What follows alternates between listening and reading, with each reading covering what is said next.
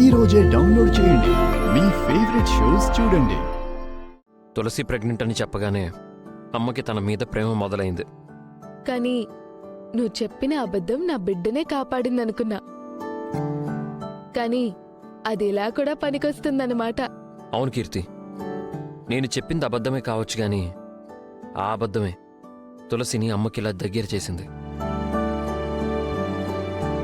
ఈరోజు నాకెంత ఆనందంగా ఉందో తెలుసా? తులసి ఇలా అమ్మతో మొదలై స్లోగా ఇంట్లో అందరికీ దగ్గరైపోతుందన్న నమ్మకం నాకుంది కీర్తి. నిజమే అన్నయ్య, తులసి లాంటి మంచి మనిషికి అంతా మంచి జరుగుతుంది.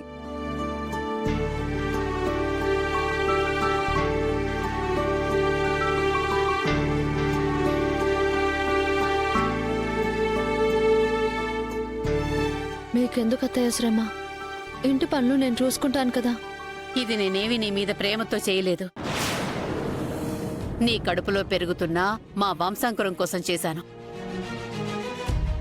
గర్భవతిగా ఉన్నప్పుడు ఎక్కువగా పనులు చేయకూడదు, జాగ్రత్తగా ఉండాలి.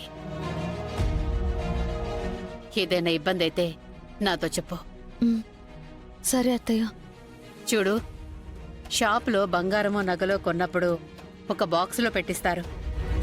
దాన్ని మనం చాలా జాగ్రత్తగా చూసుకుంటాం, భద్రంగా దాచుకుంటాం. ఇక్కడ మన ప్రేమ జాగ్రత్త అంతా బంగారం మీదే కానీ ఆ బాక్స్ మీద కాదు.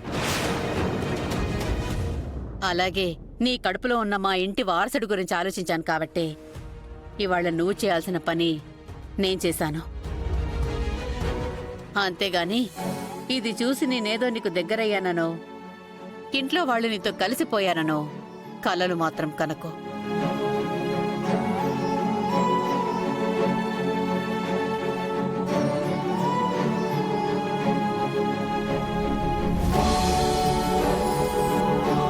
విన్నారుగా, మీ అమ్మ ఏం చెప్పిందో మీరే విన్నారుగా.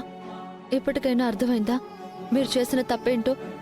తులసి, మా అమ్మ మాటలు నువ్వేం పట్టించుకోకు. పట్టించుకోకుండా ఎలా ఉండగలనండి? మీరు చాలా అలవోకగా అబద్ధం చెప్పేశారు.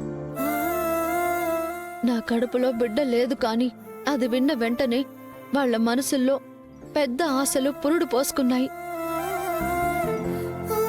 లేని బిడ్డ పైన ఎనలేని ప్రేమను పెంచుకుంటున్నారు. వారసుడని వంశాంకుడని ఎన్నెన్నో కలలు కంటున్నారు.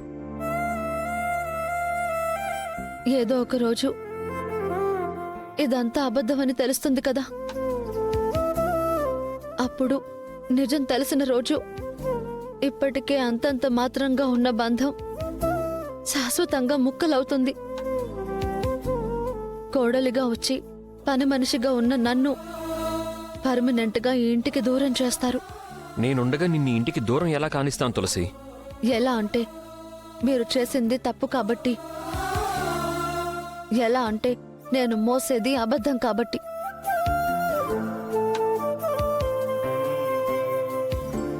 తులసి చెప్పింది కూడా నిజమే, కానీ ఎంత ఆలోచించినా అబద్ధాన్ని నిజం చేయడం తప్ప వేరే మార్గం కనిపించడం లేదు.